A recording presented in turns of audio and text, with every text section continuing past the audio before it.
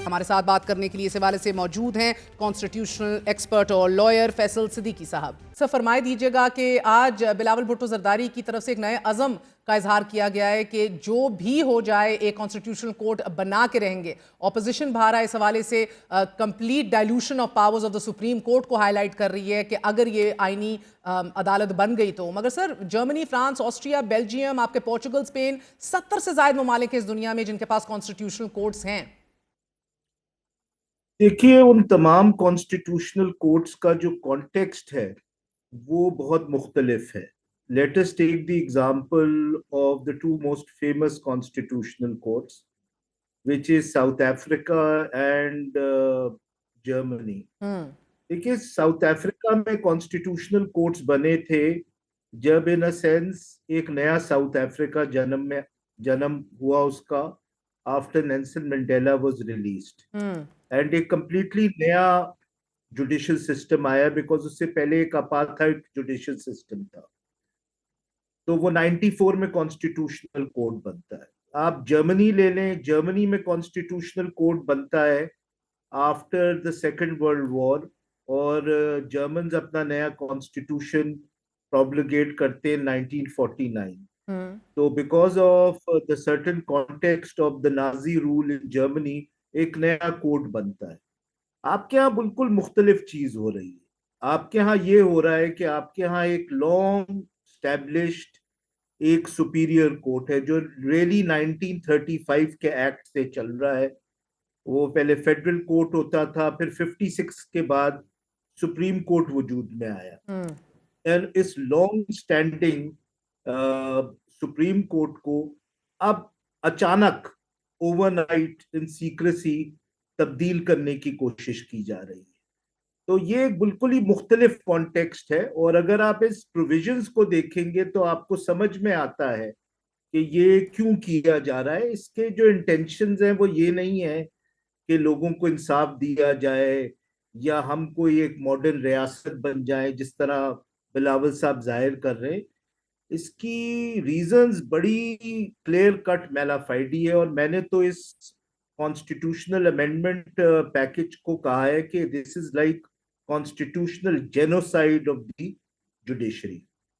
तो फैसल साहब, ये जो 53 के करीब आपकी अमेंडमेंट्स लाने की कोशिश कर रही है ये हुकूमत, उनकी नौयत जिसको आप कॉन्स्टिट्यूशनल जेनोसाइड करार दे रहे हैं, फिर आप देखते हैं सदारती ऑर्डिनेंस, फिर आप देखते हैं the sitting of justice Munib Akhtar, और उसके साथ फिर एक नया आज़म इसानी अदालत के लिए आप कह रहे हैं कि ये सिरे से नीयत ही इसके पीछे गलत है. So the idea of a constitutional court is not wrong, but the way it's being done is the problem है.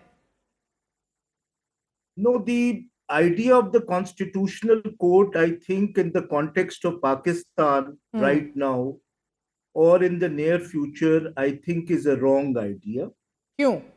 इसलिए क्योंकि एक आपका लॉन्ग स्टैंडिंग जुडिशियल सिस्टम है जो एटलीस्ट कोई 100 साल से ऊपर से चल रहा है, उसको यूं अचानक इतनी रेडिकल अमेंडमेंट्स के थ्रू नहीं बदलना चाहिए. और आप इसका इस बात से अंदाजा लगाएं कि इस मुल्क में जब मार्शल लॉ भी लगे और आपके 4 डिक्टेटर्स ने बिल्कुल नया कॉन्स्टिट्यूशन भी देने की कोशिश की. वो क्या अयूब खान थे, वो याया थे, वो ज़ियाउल-हक थे, जिन्होंने ओवर 85 अमेंडमेंट्स की कॉन्स्टिट्यूशन में. वो मुशर्रफ थे. They never changed court. और उसकी रीजन ये थी कि इन सबको इस बात का सेंस था, एटलीस्ट इवन इन डिक्टेटर्स को, कि this is constitutional madness. I mean, you will make the state non functional. क्यों? स्टेट फंक्शनल होगा तो सर, सुप्रीम कोर्ट के इख्तियारात डायलूट हो जाएंगे, ये सलमान अकरम राजा और पीटीआई भी कह रही है, बट स्टेट किस तरह नॉन फंक्शनल होगा? क्योंकि बिलावल आज ये कह रहे हैं कि अगर हम चाहते हैं कि शहरियों को फौरी इंसाफ मिले और हम ये चाहते हैं कि सूबों के दरमियान फ़र्क ना रहे, तो फिर आईनी अदालत का क़याम नागुज़ीर है बकौल बिलावल. और मंतक दे रहे हैं, वो कह रहे हैं इस वफाकी अदालत में तमाम सूबों के नुमाइंदे भी होंगे, they will be equal representation, और बारी बारी हर सूबे से चीफ जस्टिस मुकर्रर किया जाएगा. और सियासी केसेस जो कि बकौल बिलावल एंड राइटफुली सो, 90% के करीब वक्त दिया जाता है आपके आईनी इशूज़ को. सियासी केसेस की नौयत जो चली जाती है, अवामी केसेस की बारी ही नहीं आती. इसलिए आईनी अदालत बनाई जाए और सिर्फ आईनी मामलात देखे. जी ये पता ही नहीं बिलावल साहब ने किस यूनिवर्स से ये स्टेटिस्टिक्स लिए हैं, बिकॉज इस किस्म के जो हाईली पॉलिटिकल कॉन्स्टिट्यूशनल केसेस होते हैं, they are not more than even 1% of the workload of the Supreme Court. I mean, there have been studies done, so I think he needs to check his statistics. Number two, जहां तक ये बात है कि भाई it's a federation, सबकी representation होनी चाहिए, सुप्रीम कोर्ट में भी हर प्रोविंस के हवाले से ये कोशिश की जाती है कि डिफरेंट प्रोविंसेस की डिफरेंट रिप्रेजेंटेशन हो। तो ये, और अगर आपको उसको फॉर्मलाइज करना है तो आप सुप्रीम कोर्ट में रिप्रेजेंटेशन के हवाले से कि इतने जजेस हाई कोर्ट से आएंगे, इतने जजेस हाई कोर्ट से आएंगे। नंबर 3, ये समझना जरूरी है कि इस पैकेज में है क्या चीज। देखिए, पहला तो मेरे ख्याल में इट्स ऑब्वियस कि इस पैकेज को आप यूं देखें, उर्दू शायरी में देखें कि इस पैकेज का एक रकीब है और इसका एक महबूब है। इसका रकीब सुप्रीम कोर्ट है जिसको खत्म करना है, और इसका महबूब जो था अभी तक, जो मेरे ख्याल में पॉसिबल नहीं है, वो करंट चीफ जस्टिस साहब थे। अदरवाइज आपको समझ में नहीं आता कि सुप्रीम कोर्ट की एज 65 है या 68 क्यों की जा रही है, क्योंकि वहां पे नहीं, आप कह रहे हैं पॉसिबल नहीं था कि उनको करण महबूब जो कि अब नहीं है, यानी कि you don't see in the coming days 25 अक्टूबर को काजी फायज ईसा साहब आपको जाते ही दिखाई दे रहे हैं आप, बिकॉज एक बात ये भी की जा रही है कि Mansoor Ali Shah will very well be the chief justice, मगर सुप्रीम कोर्ट के a powerless supreme court so to say, और कॉन्स्टिट्यूशनल कोर्ट को हेड करेंगे। अमंग्स द नेम्स जो डिस्कस हो रहे हैं, काजी साहब का भी नाम है।